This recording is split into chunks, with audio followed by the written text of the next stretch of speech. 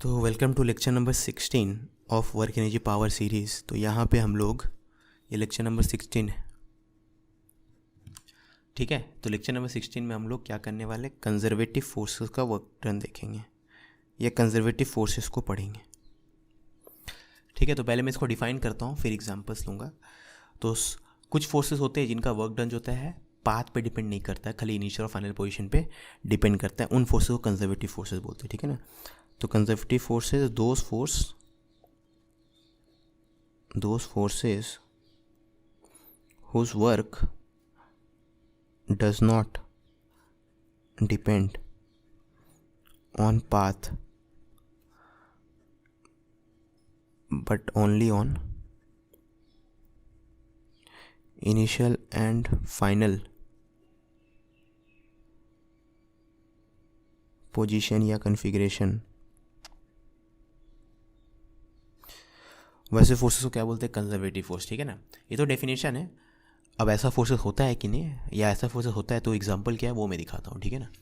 तो सबसे simple example है ग्रेविटी का, है ना।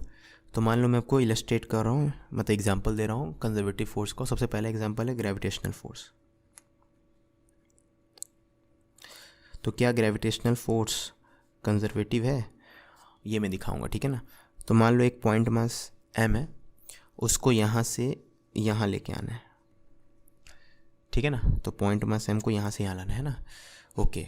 अब इसमें डायग्राम बनाने की ज़रूरत नहीं है। ग्रेविटेशनल फोर्स कांस्टेंट फोर्स है और हर कांस्टेंट फोर्स कंजर्वेटिव होता है। उसके लिए आप सिंपल है, तो वर्क डन निकालने के लिए आप क्या करोगे, कांस्टेंट फोर्स के लिए एफ डॉट एस, ठीक है। तो ग्रेविटेशनल फोर्स में एफ डॉट एस यूज़ करोगे, है ना, ओके। और एस तो डिपेंड करता है ओनली ऑन फाइनल पोजीशन और इनिशियल पोजीशन, पाथ पे डिपेंड करता ही नहीं। तो अगर इन दोनों पॉइंट की बात करेंगे तो चाहे इस पाथ से आए या इस पाथ से आए, ठीक है, पाथ नंबर 1 है, पाथ नंबर 2 है, इन ईदर केस डिस्प्लेसमेंट की वैल्यू सेम रहेगी, क्योंकि डिस्प्लेसमेंट हमेशा होता है final position minus initial position, ठीक है ना। तो ग्रेविटेशनल फोर्स हो और एनी कांस्टेंट फोर्स हो, तो चाहे ग्रेविटेशनल फोर्स हो या एनी अदर कांस्टेंट फोर्स हो, सब के सब क्या है, कंजर्वेटिव है, ठीक है। तो मैं ग्रेविटी के केस में एग्जांपल भी देता हूँ। तो मान लो यहाँ से मास को यहाँ लाना है, ठीक है। तो एक बार आप डायरेक्टली लाए, ये एच हाइट है, तो वर्क डन बाय ग्रेविटी क्या हो जाएगा, एम जी डाउनवर्ड है, डिस्प्लेसमेंट डाउनवर्ड है और दोनों के बीच का एंगल 0 डिग्री है। तो वर्क डन बाय, ये पाथ 1 बोल देते हैं, तो work done by gravity along path 1 हो जाएगा एम जी एच, ठीक है। और फिर आप पार्टिकल को यहाँ से यहाँ ला रहे हो, लेकिन इस रास्ते से, पहले यहाँ से यहाँ ले गए और फिर यहाँ से यहाँ लाए हो, ठीक है। ये पाथ नंबर 2 है ना, ओके। तो यहाँ से यहाँ और यहाँ से यहाँ, है ना। अब इसके लिए भी देखोगे तो इसके लिए वर्क डन बाय ग्रेविटी हो जाएगा एम जी इंटू ये लेंथ एल इंटू ये एंगल, अगर थीटा है तो एम जी डाउनवर्ड है, एल इस तरफ है, तो m g l cos theta, है ना। तो इसके अलॉन्ग तो वर्क डन हो जाएगा m g l cos theta, ठीक है। और इसके अलॉन्ग वर्क डन क्या हो जाएगा, 0, क्योंकि इस पाथ के लिए डिस्प्लेसमेंट इस तरफ है और एम जी तो डाउनवर्ड है ना। तो एम जी और डिस्प्लेसमेंट की 90 डिग्री, ठीक है ना। तो यहाँ से यहाँ का टोटल वर्क डन हो जाएगा बस इस पाथ वाला वर्क डन, और इस पाथ का वर्क डन कितना है, m g l cos theta. लेकिन अगर ये एल है, ये थीटा है, तो एल कॉस थीटा क्या हो जाएगा, एच हो जाएगा। तो फिर से आप देख सकते हो, चाहे कोई भी रास्ता, मैं तो 2 सिंपल रास्ता दिखाऊँ, टेढ़ा मेरा रास्ता भी करोगे तो यही आएगा, ठीक है ना। और उसका प्रूफ बहुत ही सिंपल है कि displacement depends only on initial and final position. तो किसी भी कांस्टेंट फोर्स के लिए या ग्रेविटेशनल फोर्स के लिए, ऑफकोर्स ग्रेविटेशनल फोर्स कांस्टेंट जो हम लोग बोलते हैं वो अप्रॉक्सीमेटली ट्रू है, ठीक है।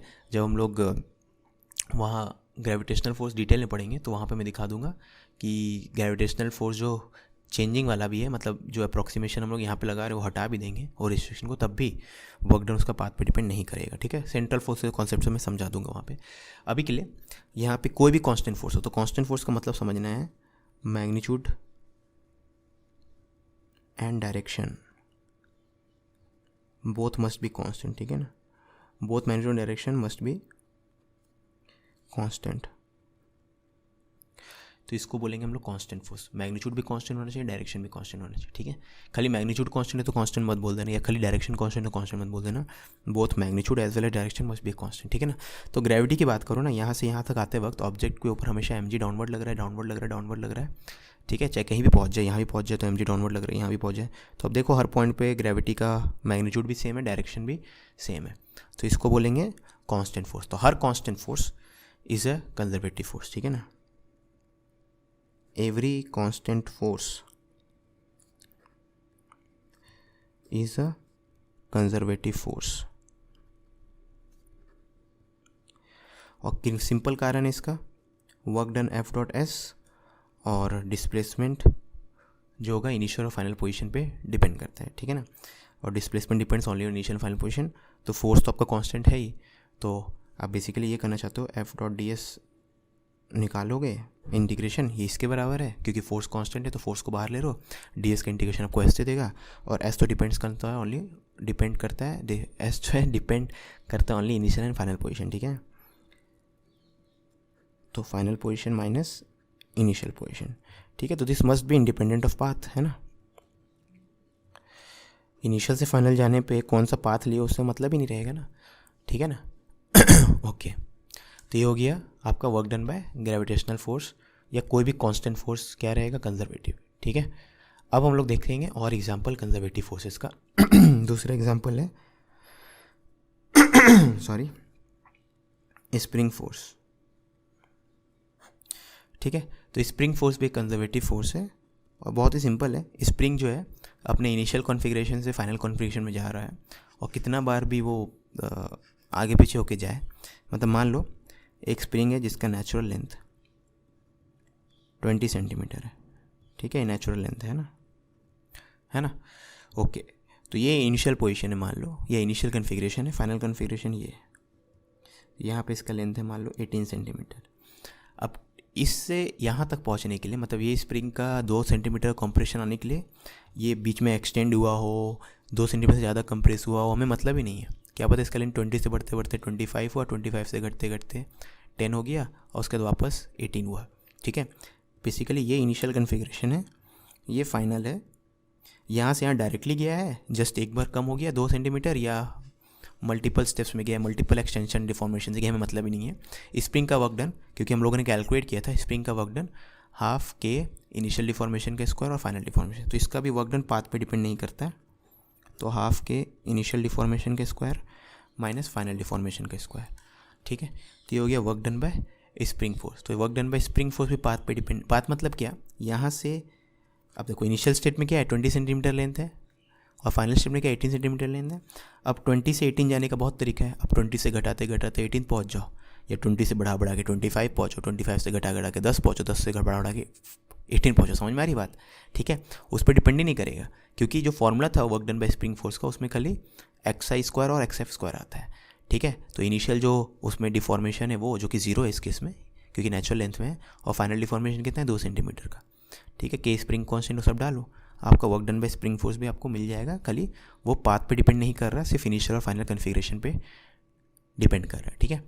तो ग्रेविटेशनल फोर्स कंजर्वेटिव फोर्स हो गया, स्प्रिंग फोर्स कंजर्वेटिव फोर्स हो गया।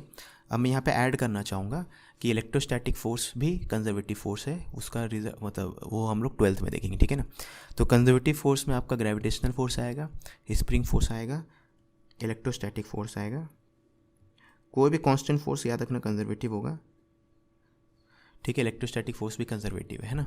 अब इसमें एक बात याद रखना है, मैंने यहाँ बोला था every constant force is a conservative force, लेकिन इसका रिवर्स ट्रू हो ज़रूरी नहीं है कि every conservative force must be a constant force, ऐसा ट्रू नहीं है, ठीक है ना। ये वैसे ही बोलने का है, every Apple is a fruit, दुनिया का हर एप्पल तो फ्रूट में आएगा ना, बट एवरी फ्रूट ज़रूरी नहीं कि एप्पल हो, ठीक है। जैसे ऑरेंज एप्पल नहीं होता है ना, तो वैसे ही every constant force is a conservative force, लेकिन इसका उल्टा जो है वो ट्रू नहीं है कि every conservative force is a constant force. Example यहीं पे आपको दिख रहा है, स्प्रिंग फोर्स एक कंजर्वेटिव फोर्स है, लेकिन वो कांस्टेंट का है, वो तो स्प्रिंग के डिफॉर्मेशन का चेंज होता रहेगा, ठीक है।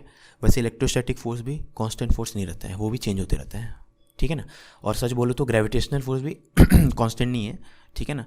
अब हम लोग क्यों यहाँ पे कांस्टेंट लेते हैं इन चैप्टर्स में और ग्रेविटेशन वाले चैप्टर में क्यों वहाँ पे कांस्टेंट नहीं लेते, वो भी सीखेगा, सबका रीज़न मिलेगा, ये नहीं कि कुछ भी रैंडम कर दे रहे हैं यहाँ पे, ठीक है। तो उसका रीज़न भी आपको दिखेगा, है ना। तो यहाँ पे ये 3 कंजर्वेटिव फोर्स हम लोग ले रहे हैं। इलेक्ट्रोस्टैटिक फोर्स तो 12th में आएगा, अभी के लिए आपके लिए यही दोनों कंजर्वेटिव फोर्स है, एक ग्रेविटेशनल फोर्स, स्प्रिंग फोर्स और कोई भी कांस्टेंट फोर्स, ये सब कंजर्वेटिव फोर्सेस है, ठीक है। अब नेक्स्ट लेक्चर में हम लोग कंजर्वेटिव फोर्स के लिए एक वांटेड चीज़ को डिफाइन करेंगे जिसको पोटेंशियल एनर्जी बोलते हैं। तो नेक्स्ट लेक्चर हमारा रहेगा पोटेंशियल एनर्जी के ऊपर। चलो मिलते हैं नेक्स्ट लेक्चर में।